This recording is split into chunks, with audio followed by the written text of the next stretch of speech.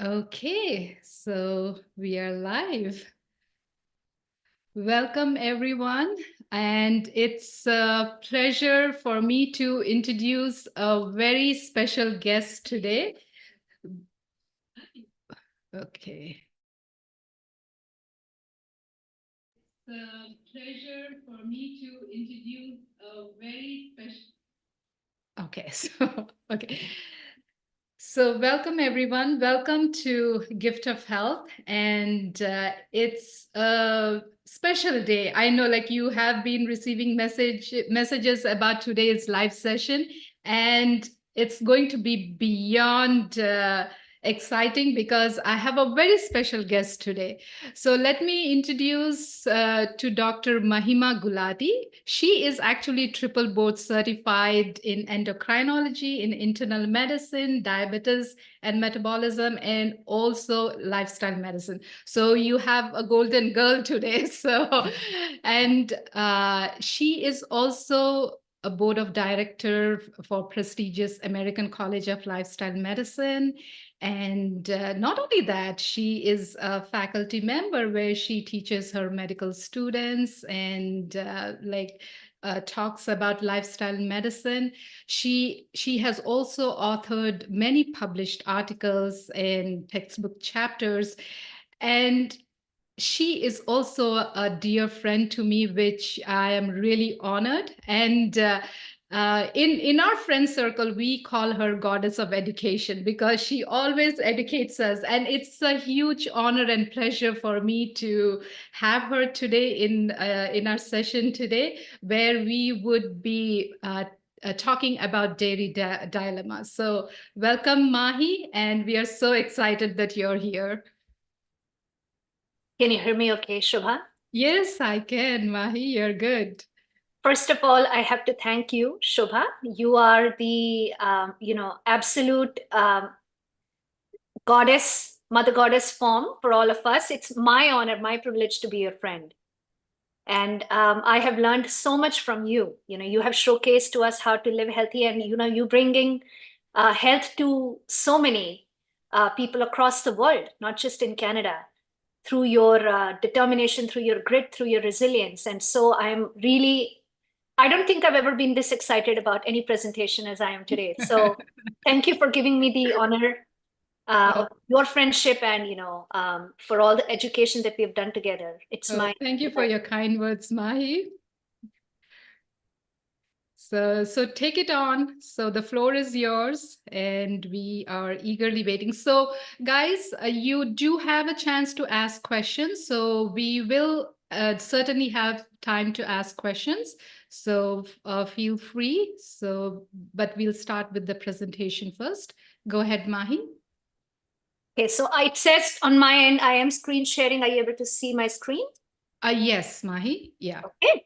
So we are talking about dairy today, as I think your audience knows. And I think we'll focus on India, our fascination, our passion for dairy. So objectives of my talk, I always like to tell my audience and my listeners what am I trying to accomplish today from this talk. So, as they say in the courts, I'll speak the truth, the whole truth, and nothing but the truth, so help me God. And so we're going to speak evidence today, the whole evidence to the best of my knowledge, and nothing but the evidence, so help me God, right? So we are going to be based on science. Everything, all the slides that I share, hopefully will have a, reference based in published evidence. And, we learned that all dairy is not created equal. We will spend most of our time talking about the common questions and myths, which I think your audience would have, source of protein in a vegetarian diet, calcium, etc. Because, majority of Indian population tends to be vegetarian, although that is changing fast in Indian landscape. And then, if we don't consume dairy, then what should we consume instead? And last but not the least objective, we should have fun while learning. So that's an important objective. So we will go ahead. Shobha, I know you have a lot of listeners live, and I would like to, begin with like a pop quiz about Indian statistics. So let me ask your audience, what is our, the South Asians living anywhere in the world, not just in India, but, in the US, in Canada, North America, UK, Australia, What is our risk for developing heart attacks or strokes or diabetes, type 2 diabetes, which is the common 95% of all diabetes, compared to the rest of the world populations? I'm sure you have. Okay, guys, feel free to type in the chat. So the question is, especially for the South Asian population, what is the risk of developing heart disease compared to other population? So or go diabetes, ahead. or our risk for diabetes, because we tend to have a very high predilection for diabetes, which is what I delve in. Mm-hmm. Do you have any answers, Shobha, from your So audience? so I don't see them yet. Let me. See, Okay. this would be fun if we were in like a room Yes, and yeah, I people would be know. shouting it out. I know. Yeah. So I do see that people are watching. Okay. So people are saying hi more than rest of the world. Yeah. So But you would I'm like to know in asking, terms yeah, of a I'm asking percentage? how much? No, like, is it double? Is it triple? Is it 1.3 times higher? What's the percentage or the, Okay, guys. So I know you guys are saying hi. So yeah, what do it you is think? Is higher. it It is double, higher, but how much triple? higher? Yeah. So is it double, triple? How much higher do you think? Okay, I still see the answers as high, high. Yeah, yeah. Yeah. And I think that is not a surprise. I think in Mhm. the interest of time, Shobha, because I know we only have Sure. this 60-minute, we are two Mhm. times. If Mhm. you look at, the UK Biobank, and of course there are different populations, there are other populations, like if you look at the native indigenous populations in Australia, they have a very high risk for diabetes. But compared with, Caucasians, our risk is more than two times. So we are very high risk, and we develop it at much younger ages, at least a decade or more younger than the Caucasians. So second question is for your audience: which Mhm. country consumes the highest amount of cow's milk? Now, I'm not talking about all dairy, I'm not talking about cheese, but cow's milk in the world. And it's the same country that's also the largest milk producer in the world. Okay. I would guess India, but let's see Yeah. what people would say. Okay, so what do you guys think? Which country is the largest dairy producer? Actually, milk, cow's fluid milk. So not cheese. Actually, Yep. milk. Okay, let me correct that. So actually, which country do you think is the largest producer of milk? And also consumer. And also consumers. So yes, so I see India, Yep. US. It's India. It's India. India is the world leader in milk production. But it's so funny. You know what, Mahi? The answers are US. Most of the people have answered as US. No, I think US perhaps leads in cheese production. Uh, Okay. but in terms of cow's fluid milk production and consumption, remember the question is consuming. We consume more milk than the rest of the world. I think Wow. I have the data here. If you, of course, I think, the data from the government of India, I think they have something called Press Information Bureau. They have a pib.gov.in website on which they wrote down that in 1970s, an average Indian consumed 107 grams of milk a day, which is basically half a cup. And in 2021, we were consuming 427 grams of milk a day. That is almost two cups. It's a cup and a three quarters. So we have gone up from 100 to 427 over the last 4 decades, Wow, that's huge. or actually 5 decades. So we are the largest consumer of milk in the world. Now, I'll talk about Eat Lancet Commission. It's a very important study when it comes to dairy consumption, even in a vegetarian diet. But Eat Lancet was a huge multi-country, multidisciplinary commission that had been established in order to study how will we sustainably feed a population of 10 billion by the year 2050. What do we need to change about our diets, about our food agriculture, in order to feed the population of the world not just a sustainable diet but also a healthy diet, so that every human being achieves their fullest potential. And they said, they came up with like different grams each day: how many grams of eggs you can eat, how many grams of milk you can drink, how many grams of vegetables you can eat in a day, so that all 10 billion humans are taken care of and the planet doesn't die. And they recommended a certain grams each day. Remember, we are consuming 427 grams a day per capita, or yeah, per person. But they said, and I think this may be a little hard for your audience, but they came up with the number 250 grams of dairy consumption. That includes not just milk, but cheese, yogurt. So that's basically a serving of dairy in a day, either milk or cheese or yogurt or some other form of dairy. So, right now we're at 427. The prescribed limit is 250. So we're almost double already. Okay. Which form of dairy consumption is rising the fastest in India?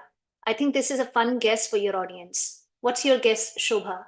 Is it milk? Is it yogurt? Is it cheese? Is it ice cream? What type of dairy product is rising the fastest?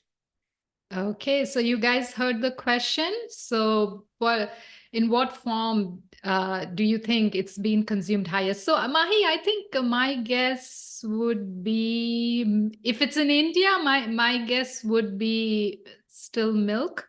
Mm-hmm. It's actually cheese. Wow. We are really increasing our cheese consumption and production. I think worldwide, the production of cheese is still going up, 7.1% growth rate. But I think in India, it's 8.5 or higher. So we are increasing our consumption of cheese a lot. And there's a big, a differential between urban consumption of cheese and rural. Rural consumption of cheese is like a fraction of what we are consuming in the metropolitan large cities of India.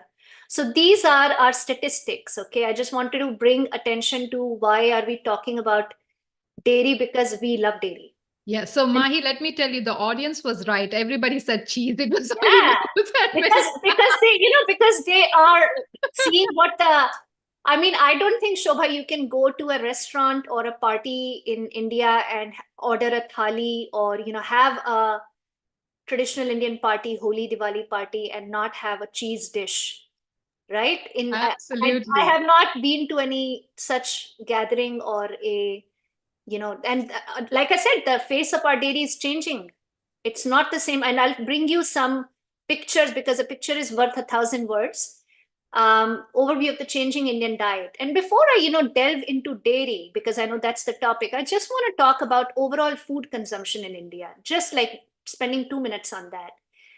Shobha, I think you know about, the American College of Lifestyle Medicine and the healthy plate concept that we embrace, which basically means that it should look like a rainbow colored plate with a lot of, vegetables and fruit. Half of the plate, ideally, if not, more, but half of the plate should have vegetable and fruit with different colors. And then the 1/4 needs to have a healthy whole grain, not refined grain, whole grain, right? So quinoa or brown rice or black rice or, wheat berries or other, forms of grains like millets or buckwheat groats, which is kuttu in Hindi, right? And then, we already talked about the fruit and vegetables and healthy protein. That's the remaining 1/4. Ideally plant protein. And also, nuts and seeds are plant protein. That is the kind of diet that would be most conducive to a healthy human species. And that actually is what our traditional nourishing diets are kind of based in. Our Indian thalis used to be very colorful, right? With so many different colors and spices and variety. So this was, and we have like this healthy brown rice or whole wheat roti, etc., in our traditional eating patterns. But like I said, our diet overall is changing. Can you see any vegetables here, Shobha? I can see something in the upper right corner. There's onions, Yeah, right? not much, just Yeah, onions yeah. and And little some bit of cilantro. cilantro Yeah. garnish, right? And Mm-hmm. there is this, green chili, but it's also, I think, pickled in oil. Yes. And then we have a lot of refined grain, white rice. I think this is, what they call maida or white flour. And we have chickpeas, so we have some plant protein, but I think the chickpea here, if I'm not wrong, it has some amount of heavy cream in it. As you can see, the color is not very, it looks like it's creamy. And when I go to Indian restaurants or India, I do find that it's hard to get even vegetable dishes without added cream or butter. And of course, paneer is gaining more popularity. So, our this is a plate which depicts the notable lack of vegetables in Indian diet. And I'll tell you the statistics in a later page. So our traditional diets are, being kind of inundated now with too much what we call SOFAs. S for sugar, O for oil, F for flour, which is, mostly refined flour now. A for alcohol is also starting to rise in India, and then S is salt. So, and we love salt. India, we have an obsession with salt as much as dairy. Even when we eat nuts, they are salted nuts, or everything has salt in it. So same thing is happening to Indian dairy. We are frying our dairy, we are overcooking our dairy, deep frying, etc. Making desserts from dairy, right? So that is different from dairy of the our ancestors, where dairy wasn't industrially produced, and it was typically consumed in moderation along with the diversity of other plant foods. So let me start now with some science and some myths around dairy.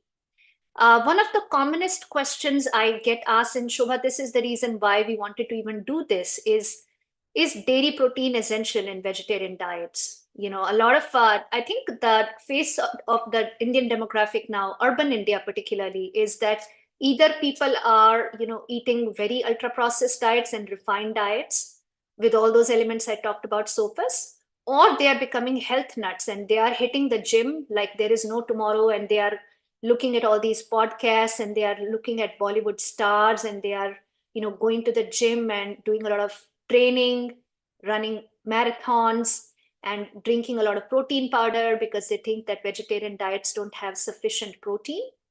And also, poultry, chicken sector in India is among the fastest growing food sectors. So, some of the urban elite are starting to obsess over protein intake. And there's a lot of uptake in whey protein. As you remember, Shobha, today in the daytime, in our community, in our study group, one of the posters, they talked about how protein is still trending. Yes. That trend is really hot right now in urban fit, so-called fit India, influenced by a lot of Bollywood stars and podcasters. And so there is this huge interest in protein, particularly whey protein supplements, etc. Okay. And so let's dig into the science. This is, the paper that I'll rely heavily on. This is from the Bible of Medicine, New England Journal of Medicine. This is a review article by perhaps the most cited, the most cited nutrition researcher in the world, Dr. Walter Willett from Harvard. And they wrote a review article on milk and health. So let's start with mortality. Differences in all-cause mortality from any cause, right?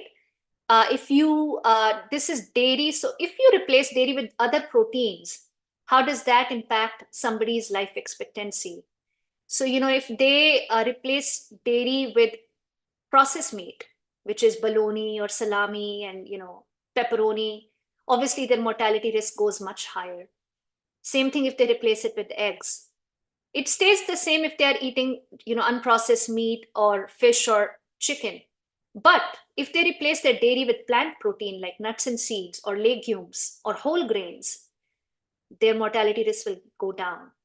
All right. So this is a very, solid prospective cohort data from 2016.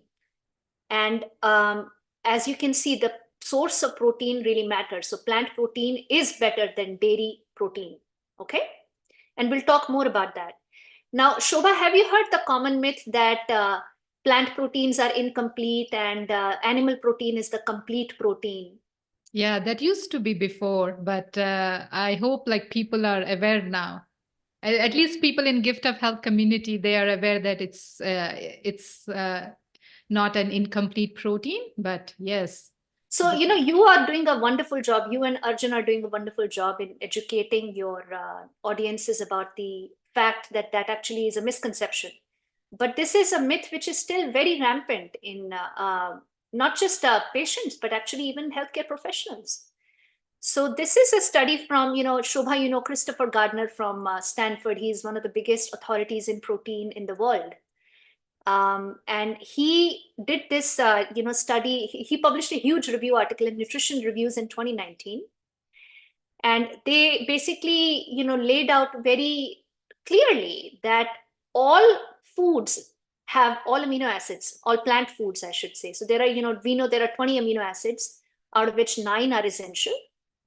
And as you can see, this is a very dense slide, your audience may get thrown off, but what it means is that whichever plant food, whether you're talking about dal or, whole grain or nuts or vegetables or fruit or mushrooms particularly, they all have all amino acids, so they are not incomplete. The difference may be that maybe the amount of amino acid or the proportion of, let's say, methionine or lysine may be a little bit lower than animal protein. Okay, so but they are complete protein in the sense that they have all 9 essential amino acids. And I don't know why that myth is still prevalent, that, myth doesn't refuse to die, that plant proteins are incomplete protein. So hopefully more listeners are listening to the message, and the doctors are not telling their patients to eat protein because of some kind of amino acid deficiency. All right, so plant-based diets and protein adequacy. An eating pattern that is varied. Shobha, I would like to emphasize the word varied. Nutritious and adequate in energy. Energy means calories and other nutrients, right? So if we are talking about a vegan diet that's made of just cookies or crackers or potato chips and juice, obviously that may be deficient in protein. But if somebody is having a diverse diet, it would be rare to not meet their daily protein requirement from a plant-based diet. So biodiversity is key in any diet, whether that's plant-based or animal-based. So if I compare that, let's say if somebody is having only dairy all day long, right? So they may be getting adequate protein or amino acids, but they will be deficient in a lot of other nutrients. So, basically the key is, the mantra is biodiversity. Somebody, whoever is eating, they should try to have rainbow colored foods and not just, one color of food or one type of, and if they say that, oh, vegan diets will be deficient. Yes, of course, if you're eating just, white bread all day long and tea all day long, it will be deficient in protein. But if you're ensuring diversity, that will not happen. So, protein intake will be sufficient in a plant-based diet.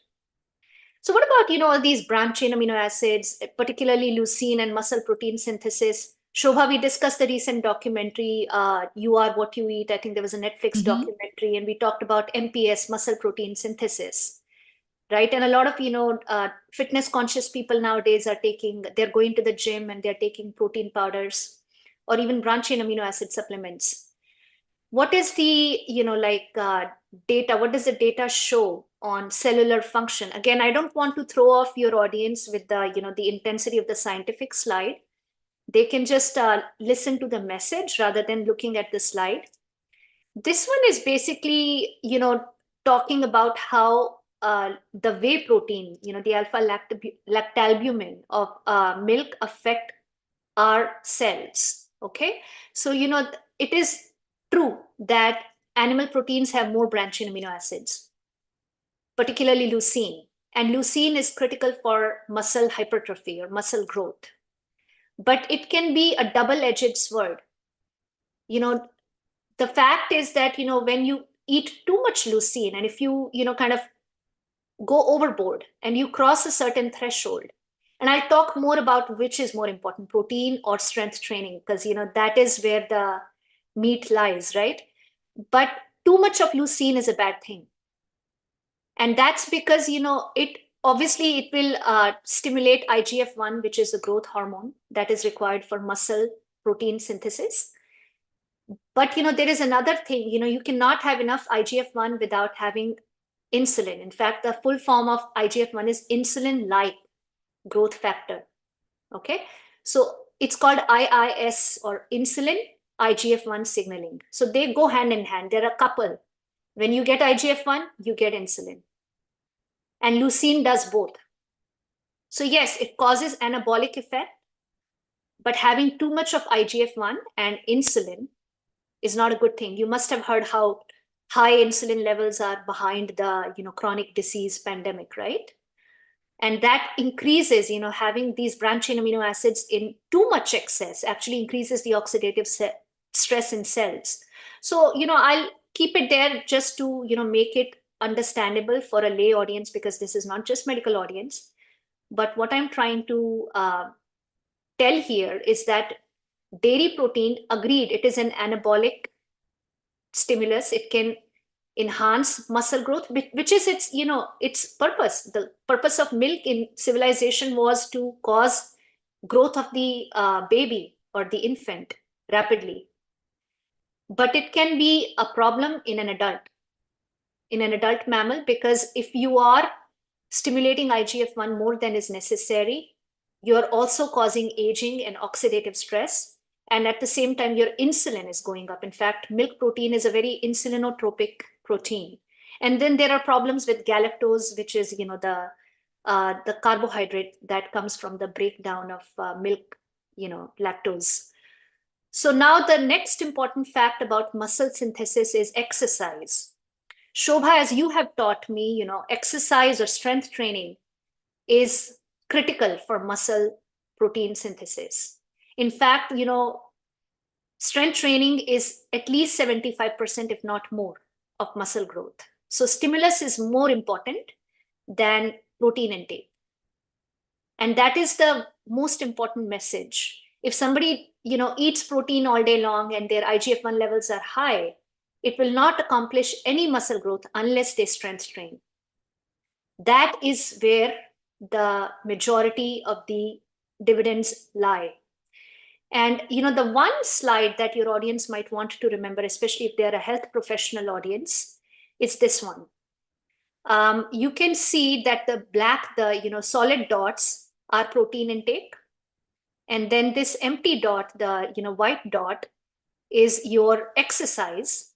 And this one is protein with, so this subset, they did their exercise and then they ate protein right after that. So what happened to their IGF-1?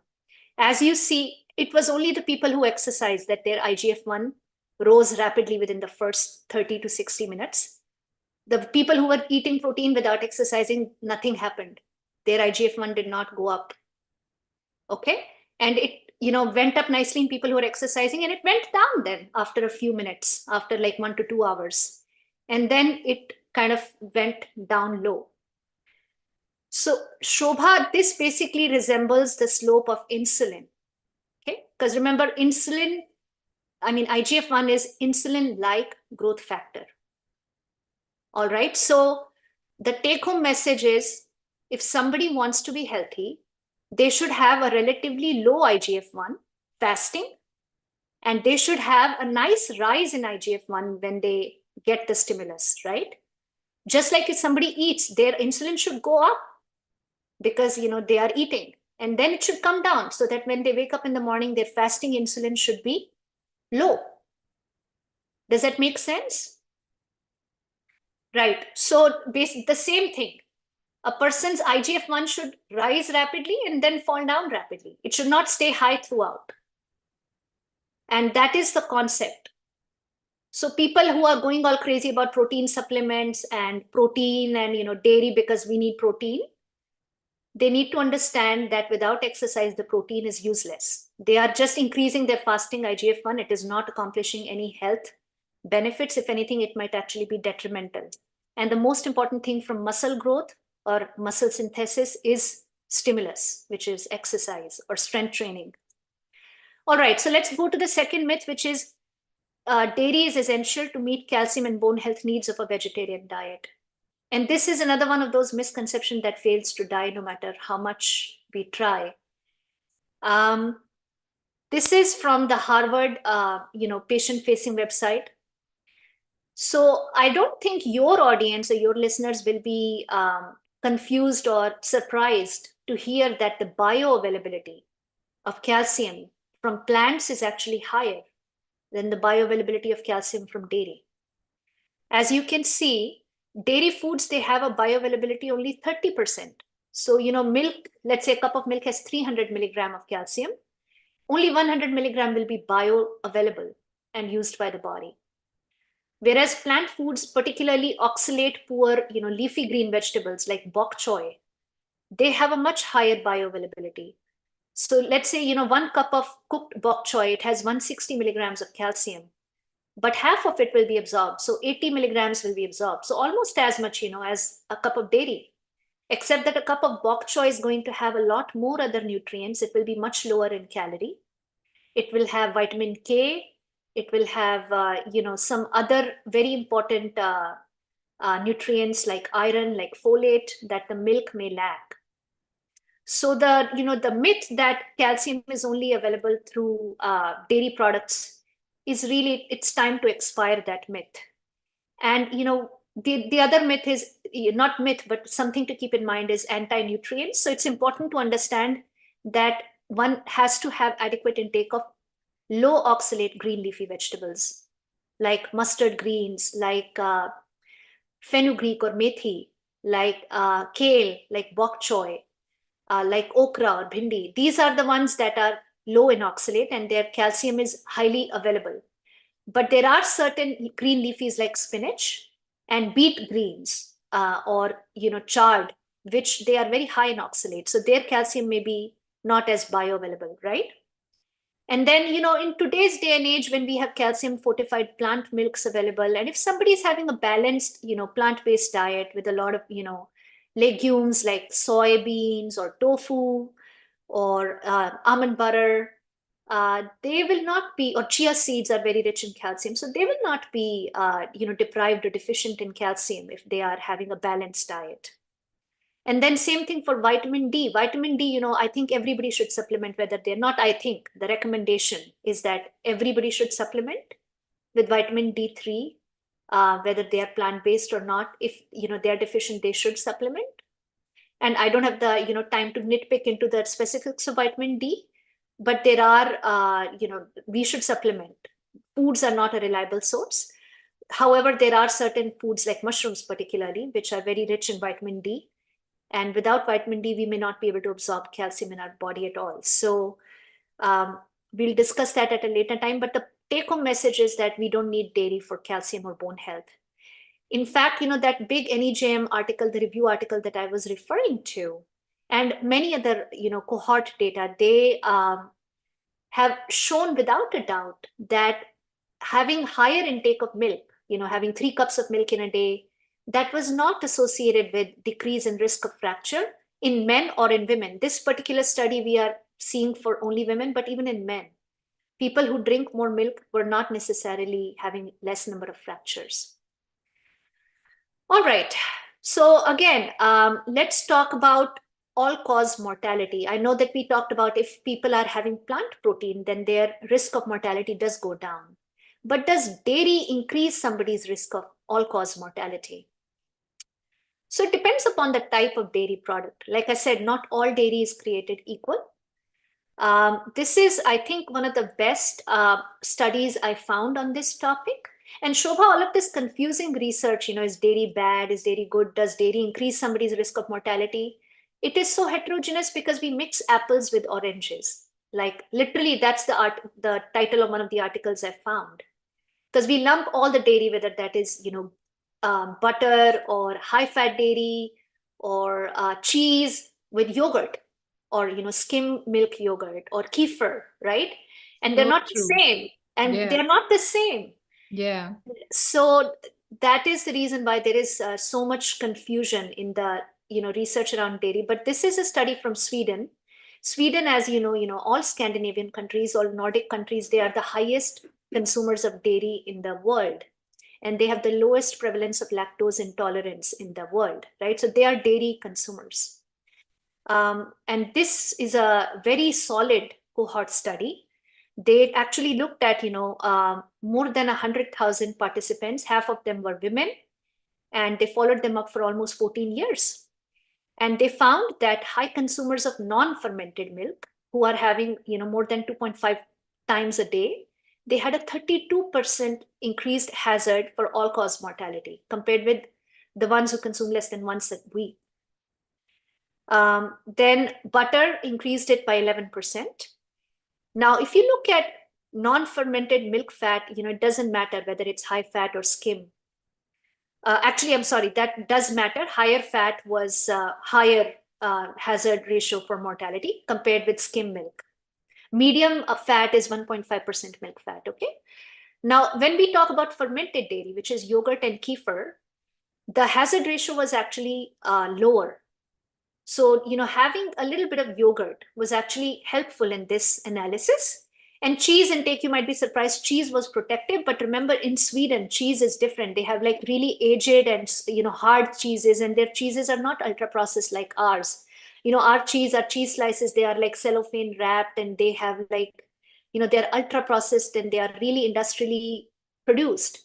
Whereas the cheese in Sweden is much more, sort of unprocessed, and it goes through a lot of really good lactic acid bacteria digestion, and they eat it in a different tradition. So there is something called fika, where they are having a little bit of cheese with their coffee. They actually dunk it in their coffee.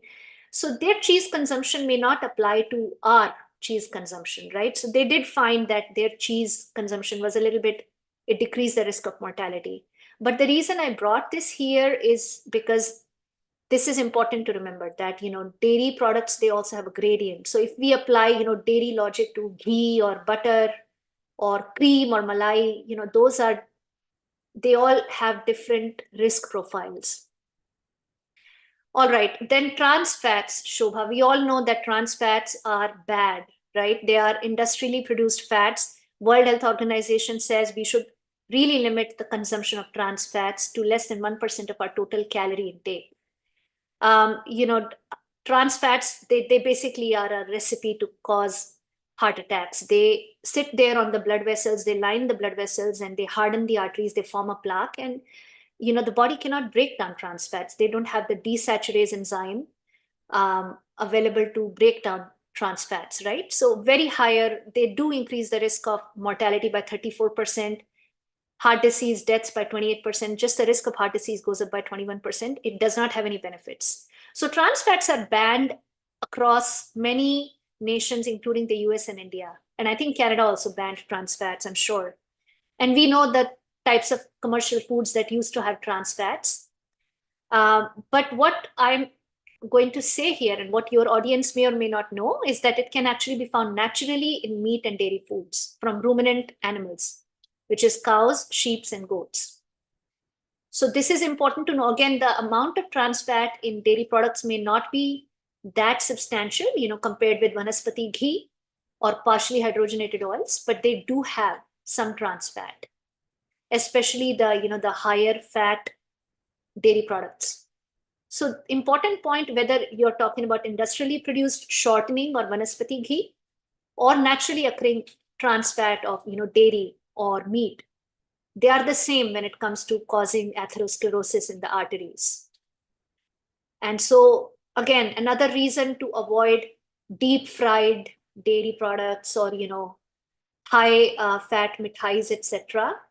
Again, the dose or the the moderation in quantity is okay, but if somebody is basically consuming ultra processed dairy all day long or multiple times a day, then that may become a determining factor. Then you are going to exceed that 1% threshold laid by the World Health Organization. All right, and then so this is from World Health Organization. This is from their website.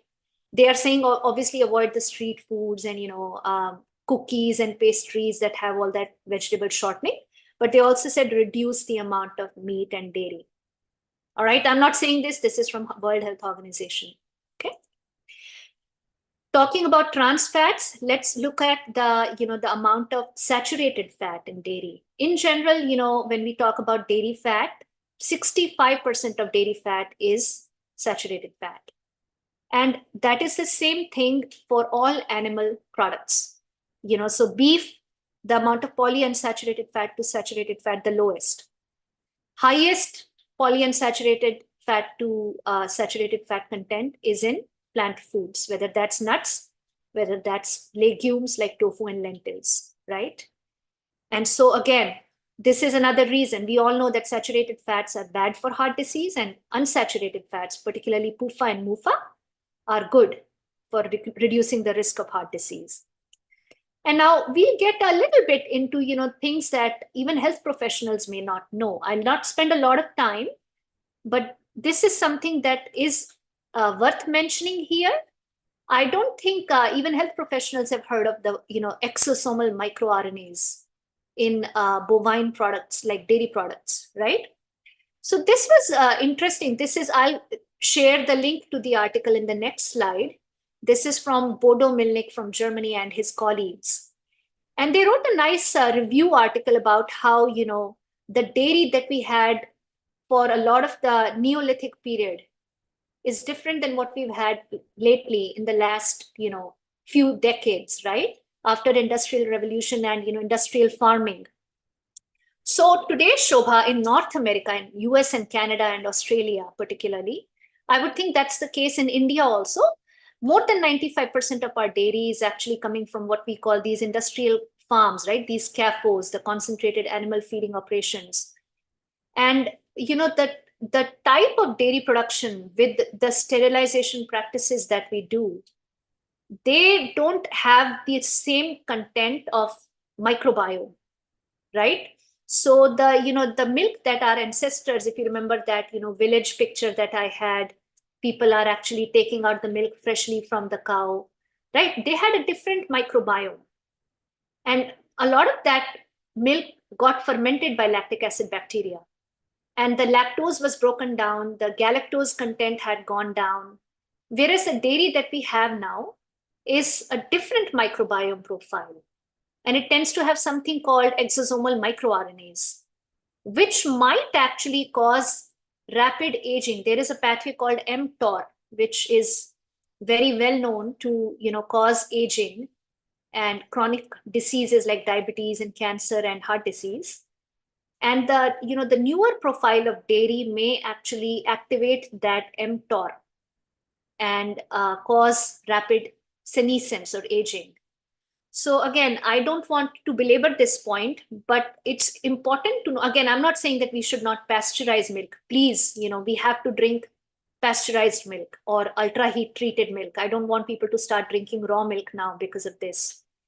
But it's important to note that most of our dairy now is processed, at least in North America and Australia, New Zealand, and I think also in India. We are basically 95% or more of our dairy is coming from industrial production, not from like these, neighborhood farms, local farms, right?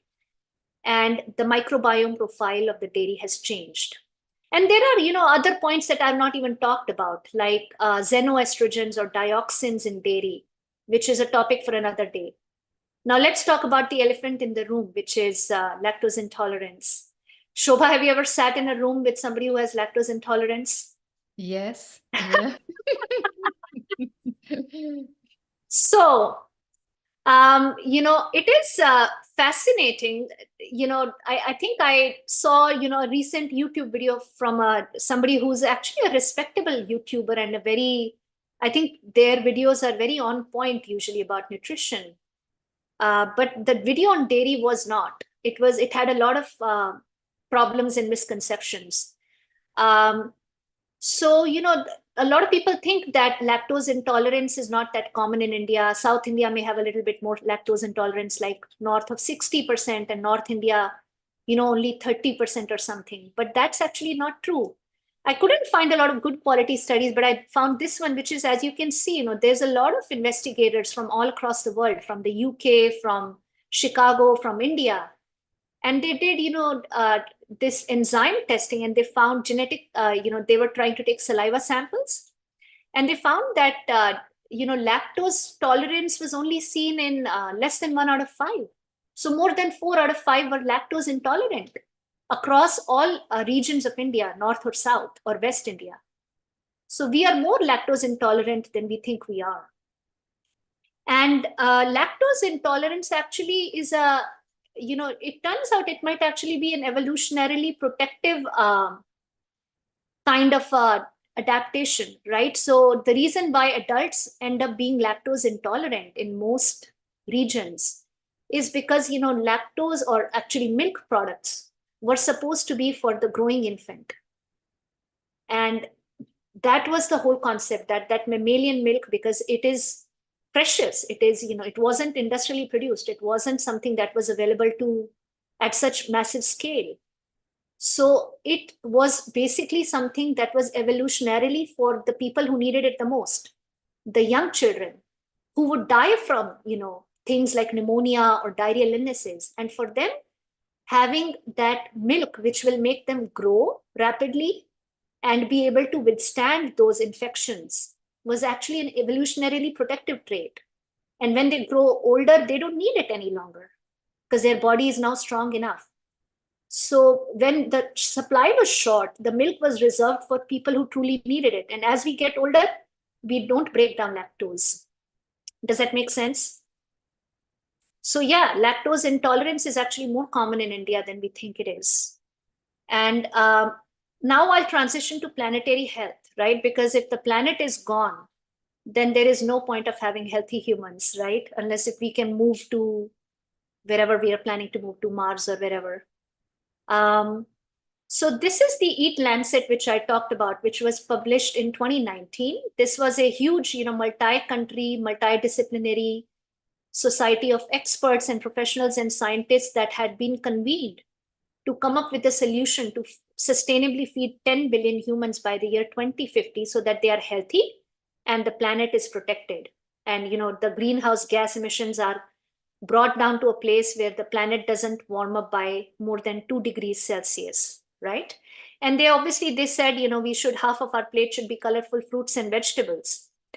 And it turned out that the amount of dairy prescribed, as I had said, was 250 grams or less each day. Now, people don't have to consume dairy if they don't want to, but if they should, they might want to restrict it to not more than a cup of milk a day or a serving of dairy in a day.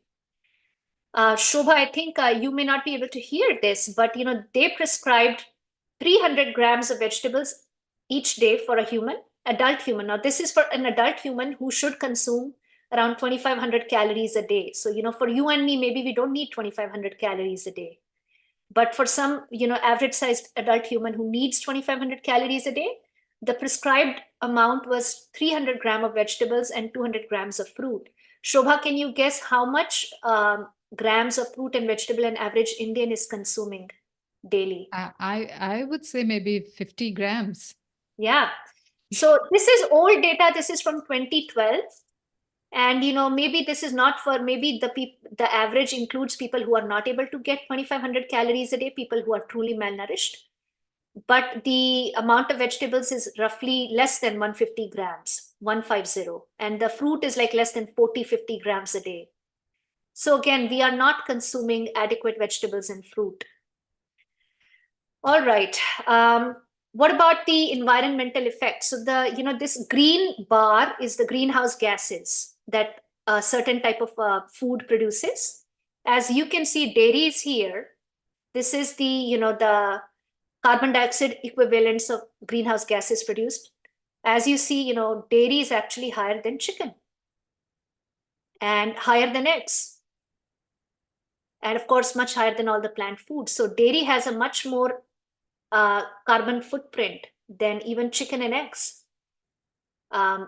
So, for those of us who think that being vegetarian and not eating chicken and eggs, we do have still a higher carbon footprint. Similar thing is with land use. The land use of dairy is, again, a little bit higher than chicken and eggs, and of course, much higher than most plant foods, right?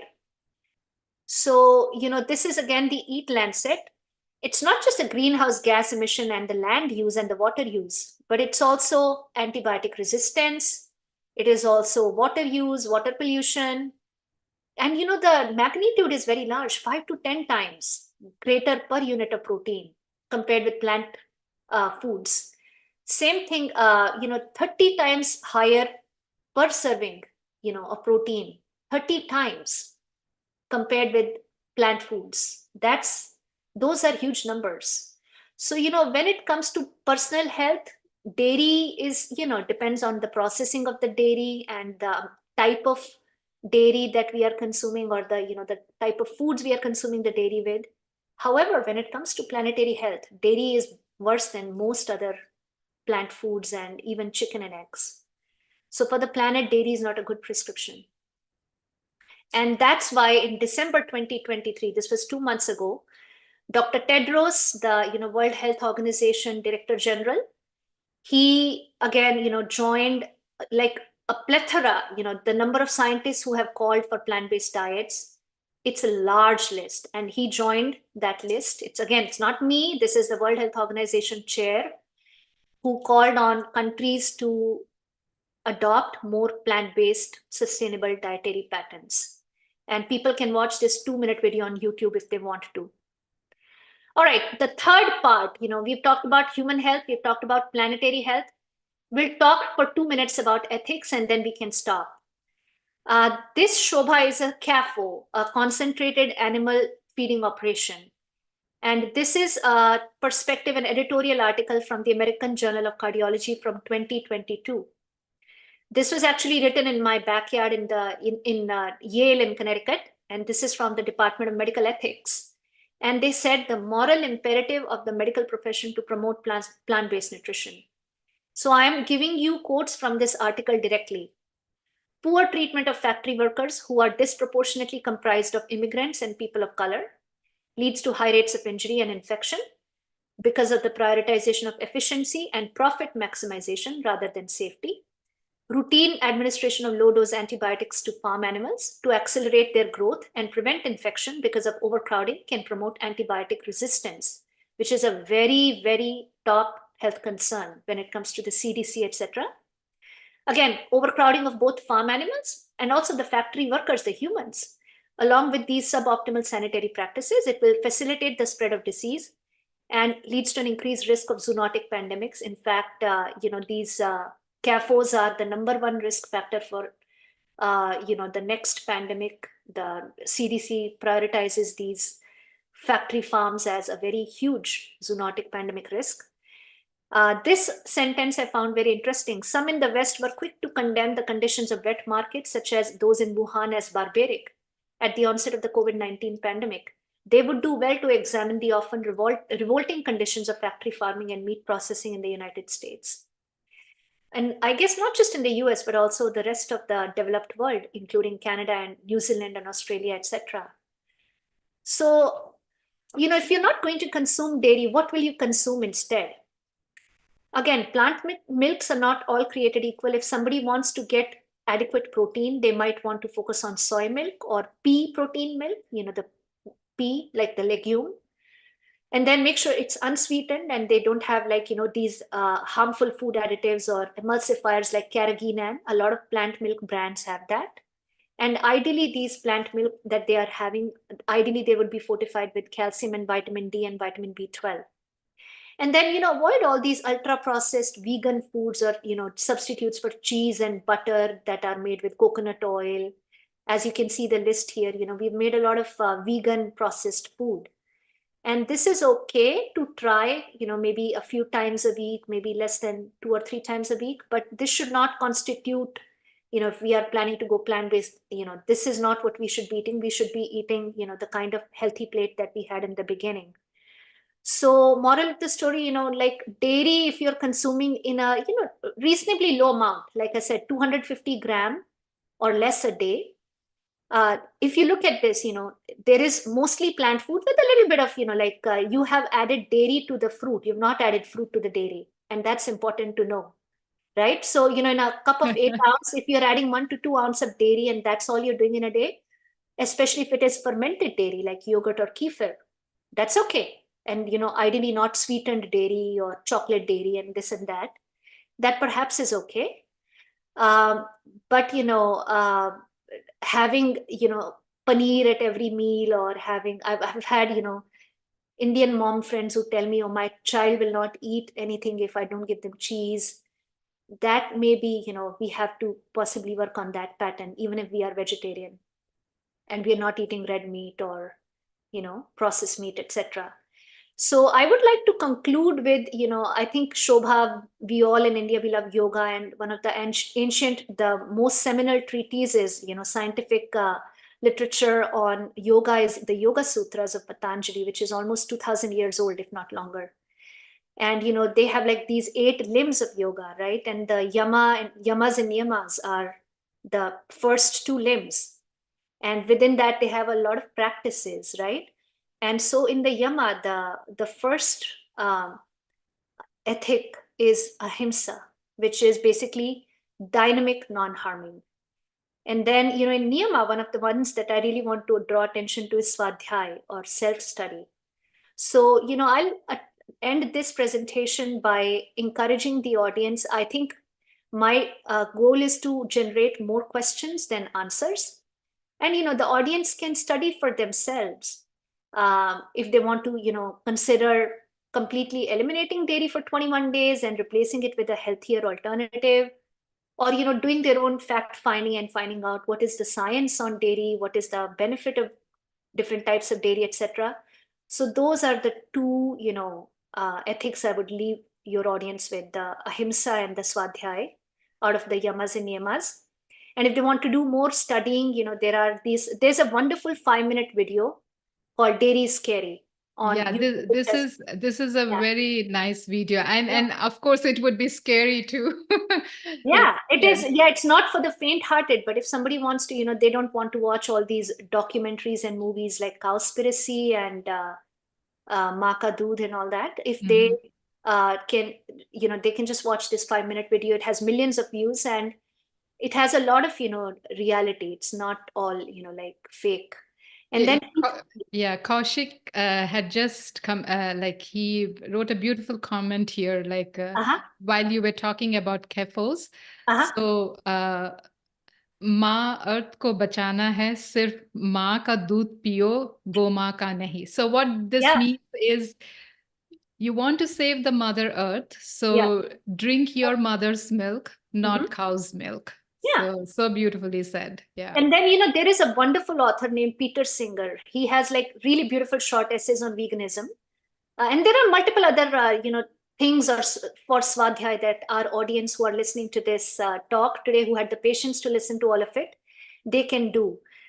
So with that, I would love to take questions, Shobha. I am really grateful that we were able to talk a little bit about the different aspects. I know there's a lot to be answered and it can't be done in 60 minutes.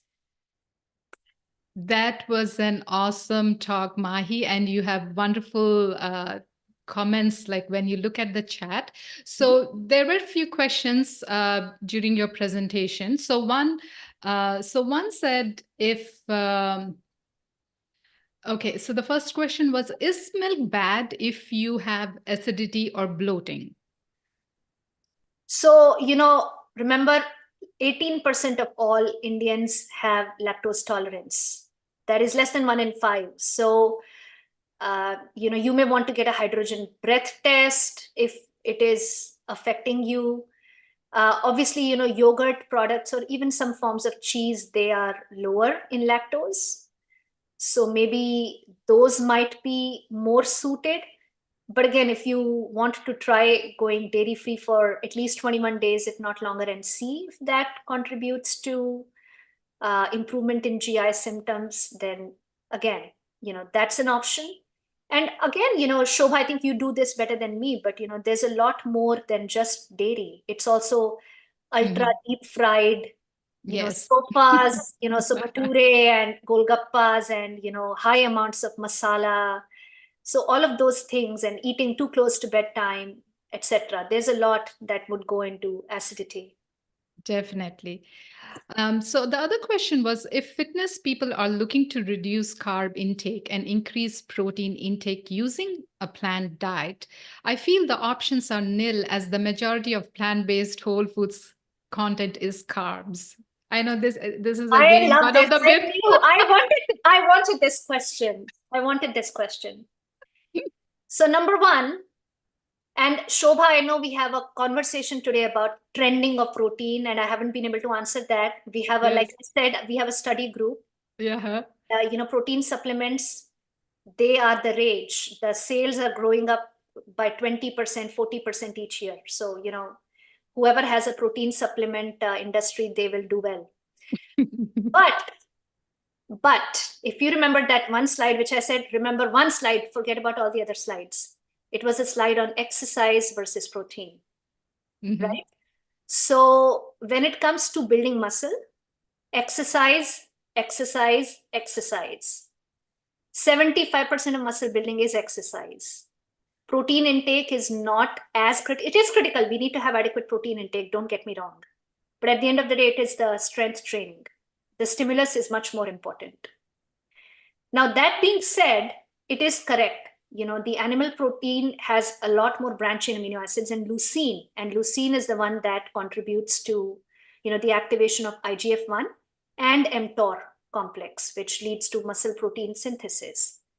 However, if somebody is eating adequate amount of calories, especially protein-rich plant foods like legumes and nuts and seeds, tofu, soy milk, chia seeds, ground flax, hemp hearts, edamame, they will get adequate leucine without the harms of, things that are present in animal proteins. So they will be able to build muscle. And, the carbohydrate, again, that is true. There is a little bit more carbohydrate calories in plant foods. But again, if you're doing a well-balanced diet, you will be able to, curtail the amount of carbohydrate intake and have adequate protein intake and be able to build muscle. And remember, the carbohydrate in plant foods, if you're getting it from actual real plant foods and not from, like naan and, bhatura, it's not unhealthy carbohydrate. So I don't know why you need to limit carbohydrate. Why are you looking to limit carbohydrate? But the point is, if you're having a well-balanced diet that meets your calorie needs, you will be able to get adequate protein intake to build muscle. And in some cases, you may need to supplement with plant protein, although that's usually not necessary unless you're actually a professional athlete. Does that make sense? Definitely. Along those lines, we just received a question, Mahi. What is the recommended amount of protein per day? I have heard recommendations from 0.5 to 1 gram of protein per pound of body weight. So go ahead. Yeah. So, again, this is something that is not even agreed upon in literature. And I know Kaushik wrote a paper on protein intake too, but this is my gestalt of the literature. The RDA for protein is 0.8 gram per kilogram per day. If somebody is looking to really, build muscle with a lot of strength training, they may need no more than 1.2, 1.3 gram per kg per day. And in some limited people, it may need to be as much as 1.5 gram per kg per day. Although I think, that's on the excessive side. 1.2, 1.3 is perhaps more than adequate for anybody who's looking to build a lot of muscle. That being said, remember that I said IGF-1 and insulin go hand in hand. So you don't want a lot of IGF-1. You just want IGF-1 when you're exercising, and then it should go down.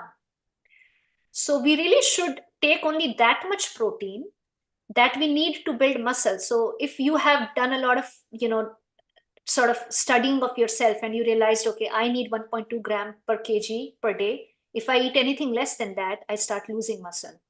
And you're doing your body composition, you're measuring your neck circumference, you're measuring your body, waist circumference, body fat composition, etc. And you realize that anything less than 1.2, you start losing muscle, then maybe maintain it at the lowest threshold that it takes for you to retain muscle once you have built the desirable amount of muscle mass.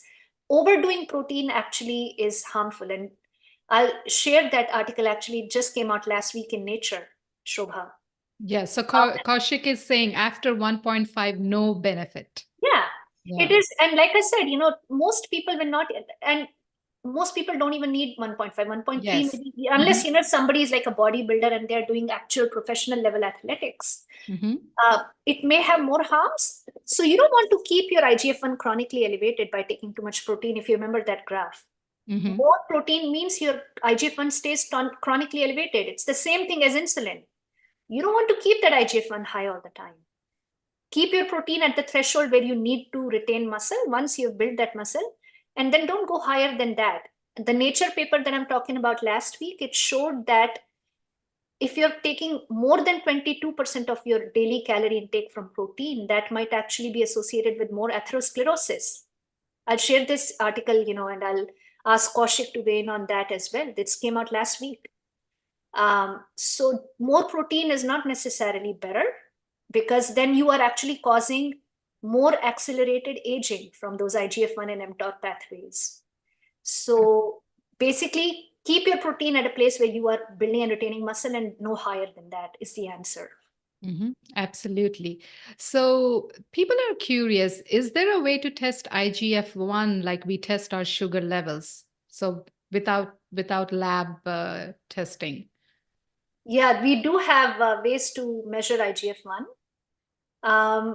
And the problem is that it is IGF-1 bound to a binding protein. It's not free IGF-1. And we don't know what, really an ideal or a desirable or optimal IGF-1 level is for somebody of a certain age or gender or ethnicity. Those studies are not very well validated. There are some authors like Walter Longo who recommend that, IGF-1 levels should be in the low normal or mid normal range. They shouldn't be on the higher normal side. But it's not something that is very well studied. And in general, Shobha, if you look at the field of protein, you will find authors on both sides of the coin. There are people like Walter Longo and Christopher Gardner who say that, too much of protein is, one, not necessary, and second, maybe on harmful side. And then there are others who say that, no, we need a certain higher threshold of protein and the RDA is not adequate. And we need some animal protein in order to avoid sarcopenia. So you'll find, arguments on that side of the science as well. And therefore, science keeps changing on this. But what we do know, possibly, like as of now, what we know is I am not aware of any studies where if people stopped eating real food and started replacing that with protein powders, like whey protein supplements, there's no study that shows that led them to live longer or healthier. So that is key, that if you start replacing dal or chickpeas with protein supplements, whether that's plant protein or whey protein, doesn't matter. That's still processed food. If you do that, will you live longer? We don't have that data. This whole craze about protein supplements and protein intake is relatively recent in the last 10 years. And it's more podcast data and more, bro science data than it is real hardcore scientific evidence. Yeah. So the next question we have, is it okay to steam bok choy? Will the bioavailability remain the same or high? Are they talking about calcium? I think in that Harvard, that website that I had showed, it said cooked bok choy. So I would think that would be any method of cooking, whether that's steaming or pressure cooking. I don't know what steaming would do to the bioavailability of calcium. I think, good question. I'll have to look it up. I would imagine it would make it higher, but I'll have to look that and get back with you, Shobha. Okay. So the other question was silk coconut milk, healthy or unhealthy? Okay. Coconut milk. Yeah, I mean, coconut. first of all, I don't know what healthy is. I know Yes. healthier. I don't know what healthy is. I guess it is healthier than soda, like Coca-Cola, it's healthier than that. But if you're talking about silk soy milk, unsweetened, or almond milk, fortified almond milk, those are much better options. Coconut milk tends to be a lot of saturated fat. So, in that, remember I had that PUFA to saturated fat ratio. I think coconut is one of the highest saturated fats. It's actually higher than dairy. Yes. Yeah. In plant-based foods, yes, That coconut. is palm oil and coconut. Those are very high in saturated. So I would not use coconut milk unless on a very special occasion. If it calls for like a moderate amount in a recipe, that's okay. But I would prefer nut milks or soy milk. My go-to is soy milk, one, because I love the taste. And second, because it's more protein than most other plant milks. So, in my household, we have young children and we prefer soy milk for that reason. And that's what the USDA also says. If somebody doesn't want to do dairy for children, then they might want to use soy milk or plant protein milk. So what Dr. Mahima is referring is when you ask whether it is healthy, so compared to what? Because I know like we eat so many things compared to what. So definitely when it comes to coconut milk, it has more saturated fat when you compare among different plant foods. So that's what she's referring to. And Kaushik says sarcopenia in India is a disaster. This is not due to lack of protein, but due to people not lifting weights. Strength training is a must, has direct relation to all cause mortality, lift and lentils. So he has a nice quote: lift heavy things and red lentils and horse gram. So along those lines, okay, Sridhar is asking, okay, is it same with playing tennis or is lifting weights better at conversion? Conversion? Yeah, so here, like, he's referring to, okay, where you mentioned, okay, it's not only eating protein, but like strength training is where Mhm. uh, it is better for conversion. So looks like he's asking, okay, even is it the same with playing tennis, or does it have to be only lifting weights? So when I said strength training, it doesn't have to be just lifting weights. People can use their own body weight, like Mhm. calisthenics, like a plank or push-ups, or sitting next to the wall sit, or just basic crunches, etc. They can use their own body weight. They can wear like a rucksack or rucking. So it doesn't have to be lifting only. If they do lift weights, that's definitely good, but there are other forms of strength training, is what I'm trying to say. Tennis, Shobha, I would think you would know better than me. I think it's more cardio or aerobic than strength training, although it's a wonderful form of physical activity. And again, we have to do both cardio and strength training for overall mortality benefits. Yeah. The Department of Health and Human Services of the US recommends a minimum, this is the minimum, of 150 minutes of moderate intensity aerobic activity every week, and at least two sessions of strength training in a week for adults. That includes, the upper body, the lower body, the core, so major muscle groups of the body. This is the minimum, and this is for the American population, a large majority of which is Caucasian, and Indian adults with our sarcopenia and our different body composition and our higher risk for diabetes and heart attacks might actually need more physical activity. So maybe 300 minutes of moderate intensity cardio and more strength training sessions in a week. That's for adults. Children need more. Yeah.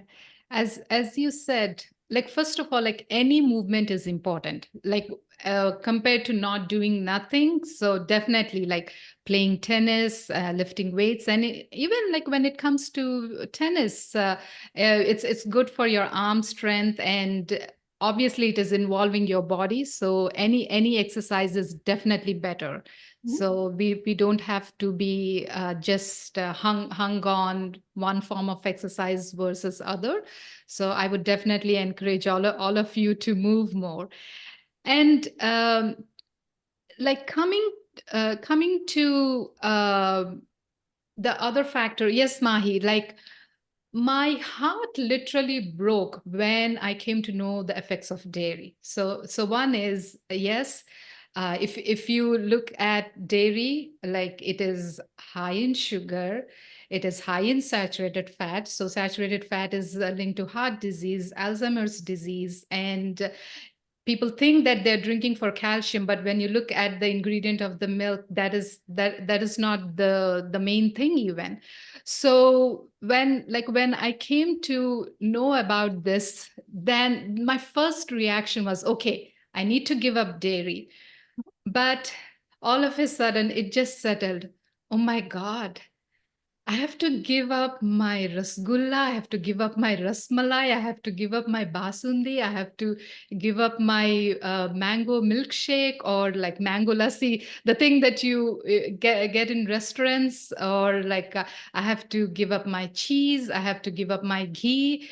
And is there any Indian sweet without ghee? So, and what is biryani without raita? And like I have to give up all my favorite desserts and ice creams. So this was a huge thing. So even though knowing the ill effects of dairy, I think trying to give up our favorite foods is really hard and at one point that strikes you. You try to find you want to hear good news about bad habits, as they say. You want to hear that dairy is good for you, and as you said, there's no food without dairy. Like you look at any meal, dairy is the center point. Yeah. And so when I had to transition from milk, because even I'm so fond of dairy, because my meal never ends without dairy. Like I have to have yogurt rice at the end of every meal, and like every South Indian meals, it has to end with yogurt rice. And I used to drink like tall glass of milk, and I'm not even talking about 1%, 2%. It's whole. Like I love the milk to be thick and creamy. So my heart really broke when I had to think, oh my God, I have to give up dairy. So at that time, I tried plant-based milk. So like I tried soy milk, and when I took the first sip of soy milk, Mhm. I didn't like it. I was like, oh my God, I don't know like how even people drink soy milk. So I tried everything. I put Horlicks, Bormita, and tried everything to make it palatable. So I tried for a few days and then gave up. I thought maybe I can't do this. But it was so interesting. After a few days, I again tried the soy milk, and I was able to drink it. Like I was able to see. Yeah, I'm surprised you had that, because that is my remembrance of actual cow's milk when I used to drink it. I did not like the taste of cow's milk. I always needed to add bonvita or sugar. In North India, in Punjab, in Delhi culture, we have lassi, which is sweetened with a lot of sugar. Mhm. But I don't know of a lot of children who are drinking cow's milk without sugar. Yeah, they Chocolate add milk, sugar. yes, Yes, yes. And our mothers, they used to add bonvita or uh, Horlicks or Complan, and they had a ton of added sugars. I mean, the number of teaspoons of added sugar in some of these yes, will rival those in sodas, actually. yes. Actual It's cow's milk to me tasted like, and I loved the taste of soy milk. I mean, my chai with soy milk is, uh, so I had a different yeah. experience. It's so funny. So here's what happened. So like obviously, I didn't like the taste, and after some days, I I liked it actually. I was surprised. I was liking the taste, and I went back to taste dairy milk, and I couldn't take it.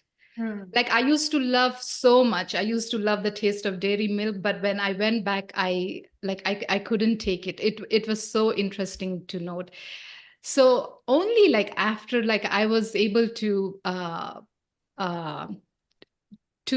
I mean I call that as plantify. Only I was after I was able to plantify my options, I was able to do that. Even like people who come to our workshop, they say dairy is the foremost thing. It's a very difficult thing to give up.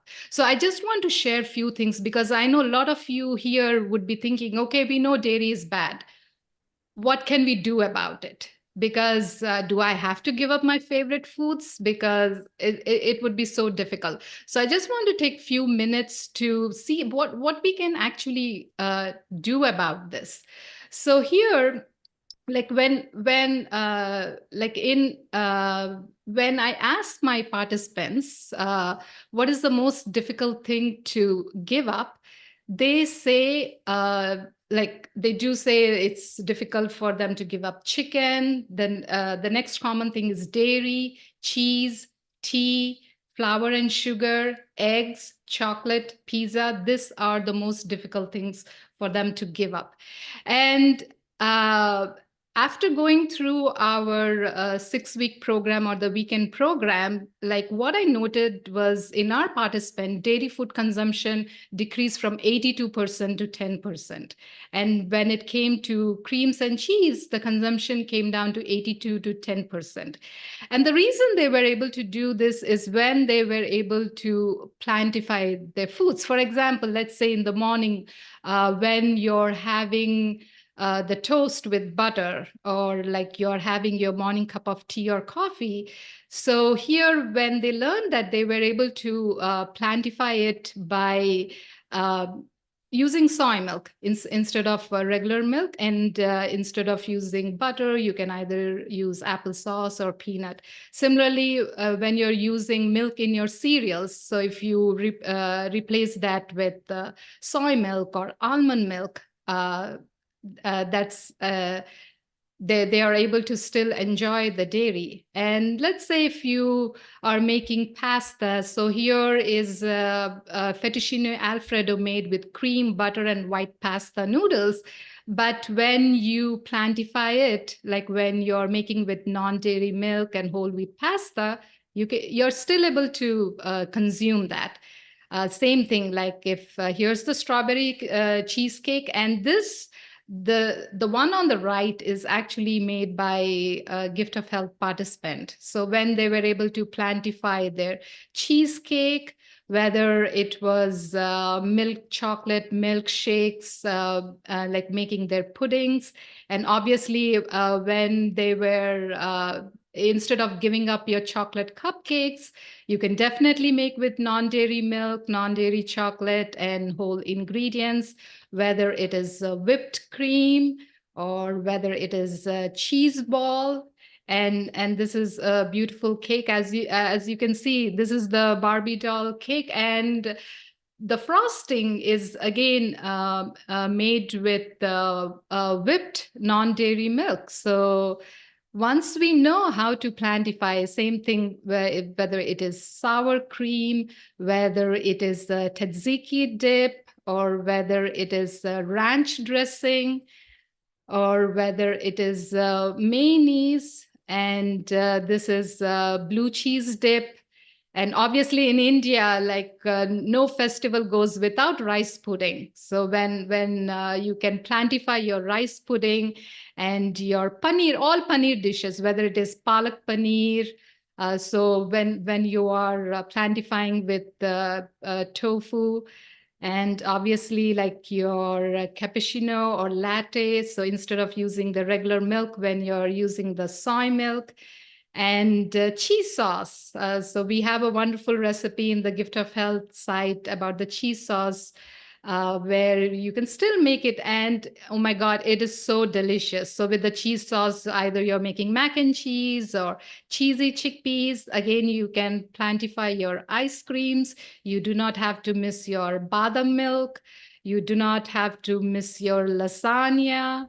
And again, you can plantify your nachos and cheese.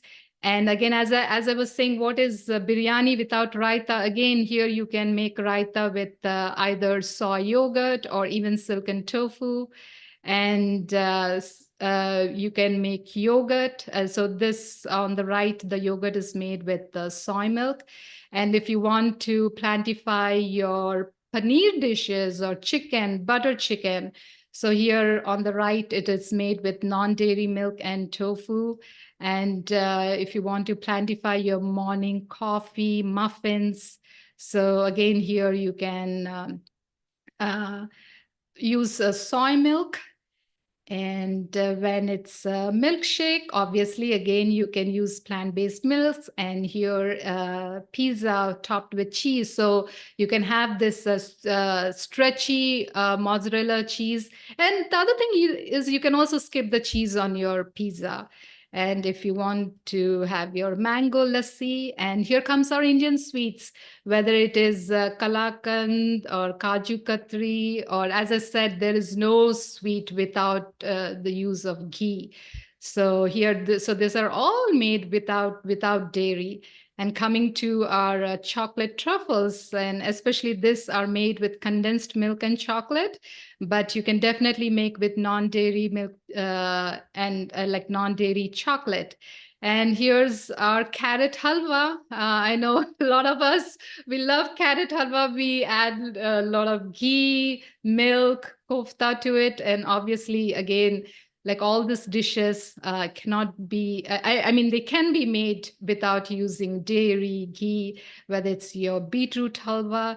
And here we have the recipe for all this dairy-free dips, so here you can make the tzatziki dip, the ranch dip, the blue cheese dip, cashew sour cream, better than mayo. So as as you can see, like all these things can be plantified and made, and all these things have actually been made by our Gift of Health participants.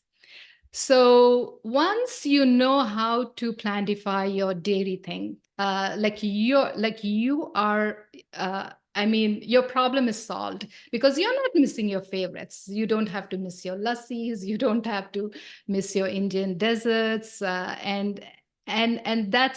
and that's so huge and beautiful to know that you can still enjoy your dairy-based product without using dairy, or you can still enjoy all these dishes without sabotaging your health.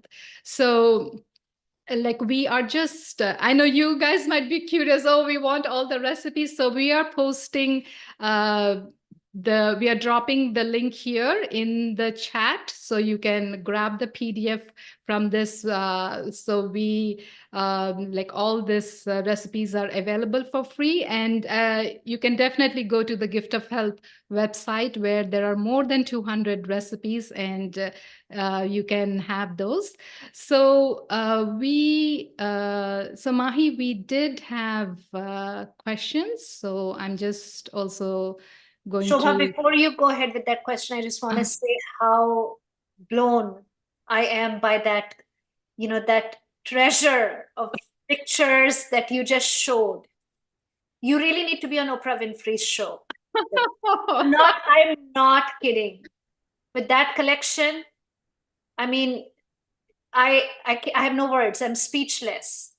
And Oh, I think we need to have a demonstration of your creations on a very large platform to essentially, convince people. I mean, I think we laid out the case for the merits and demerits of dairy, but how do people adopt it pragmatically and, not make it a punishment? And you have really, made it so easy. And by the way, I want to tell your audience, in our household, we've been using your recipes for over 5 years now. That's when I met you. Your cheese sauce is an eternal favorite in my household. My kids like your mac and cheese better than any restaurant mac and cheese. And your tzatziki dip, which you were kind enough to share your plant-based dips, like that entire PDF. And I immediately that same night I made the tzatziki dip, which my children and my husband loved. We love your, whether that is your mango lassi or all these amazing recipes that you shared. Those, and they are tested. So guys, they are not just good looking, but they really are more delectable than any of these other mithais and desserts. And you're not going to miss the taste. oh, thank you so much, Mahi. Yes. So as you said, and like we can still enjoy. It's not that we are missing anything when we are giving up our dairy. So that's the main thing. We are enjoying our foods, and we are in better health and shape. That's the main thing. And like without giving. Okay, so Samir is saying, I recommend the Mirchi Bhaji from the Gift of Health side. Yes. Yes. So we are like our dear Sirisha. So she demonstrated like how to do this Mirchi Bhaji in one of our Gift of Health sessions. So I highly recommend like watching those videos. Yep. And we have another question. Hi, I'm a vegan since 2012 and love my decision. I just wanted to know there are some controversial things about soy milk and meal. Um, is this true? My son and my husband, we all do organic soy milk.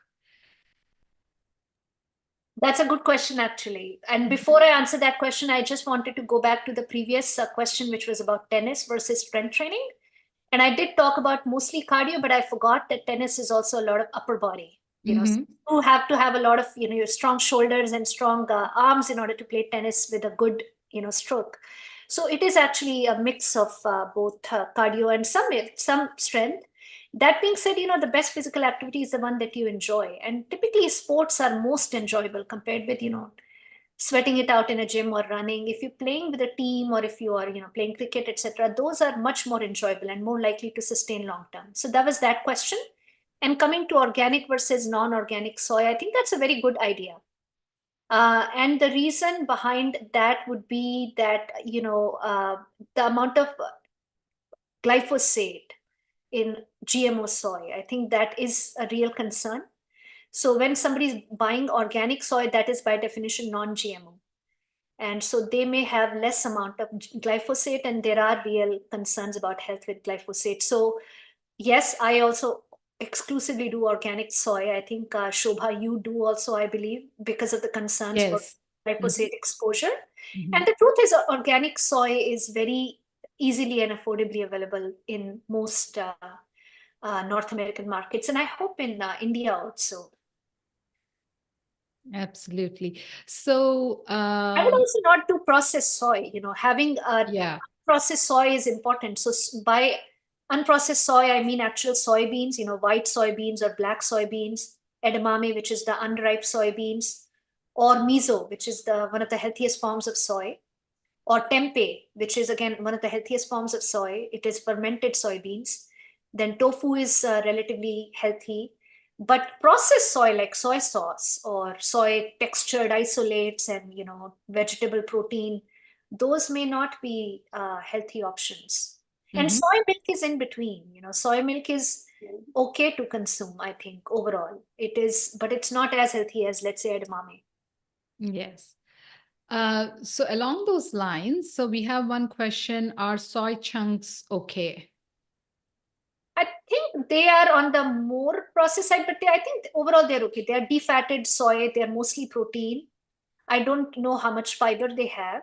Are they as good as edamame? Maybe not. But I think if somebody's increasing or trying to increase their overall protein intake, I would think in moderation they should be okay because they are much higher protein than just soybeans. Yeah.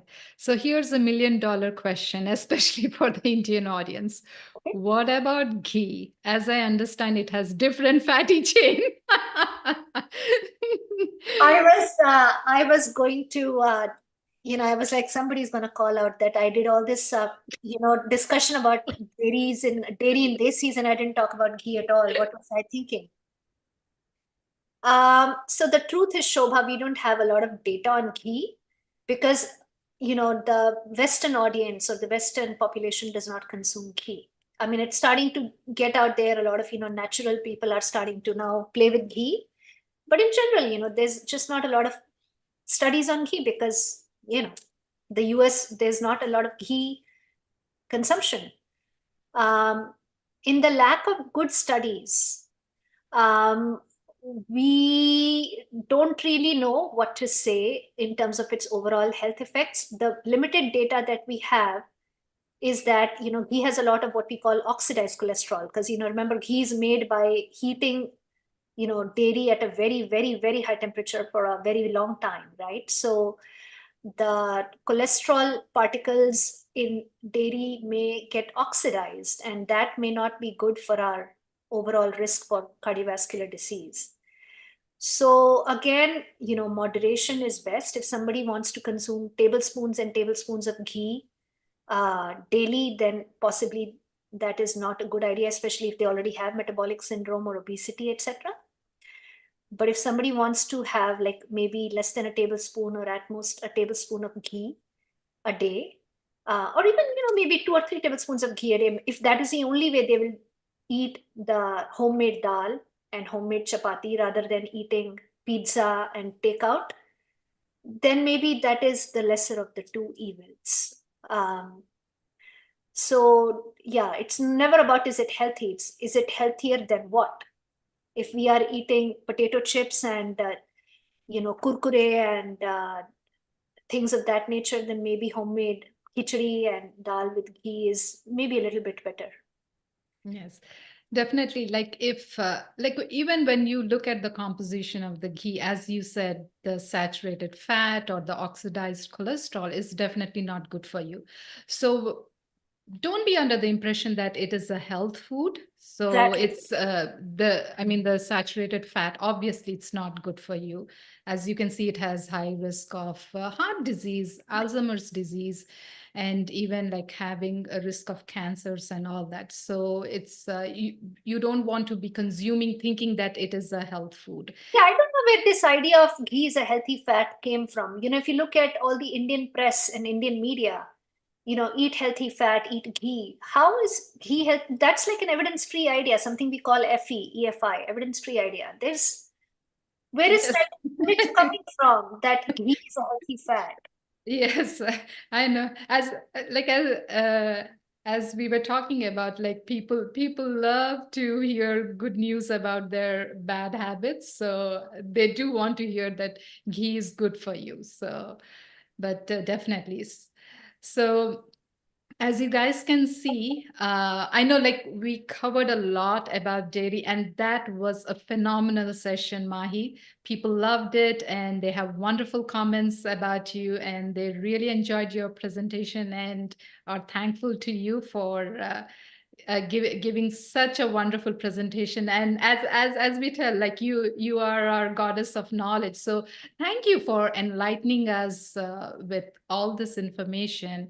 And so as you can see, uh, obviously like dairy is not good for you, but again, like here it's all about developing the skills how you can plantify your dairy and enjoy all the dishes that are made with dairy without sabotaging your health. So thank you so much, Mahi. And So I want to say two things. One is that you are truly such a light in this world and such a light to me and my family. I can't, thank you enough. Words are not enough. Nothing is enough to thank you. And the words that you just said are really, they mean the world to me. They mean like from the bottom of my heart. You are such a um, divine light to me. And so it is really like I said, I've never been more thrilled about any presentation as much as this one.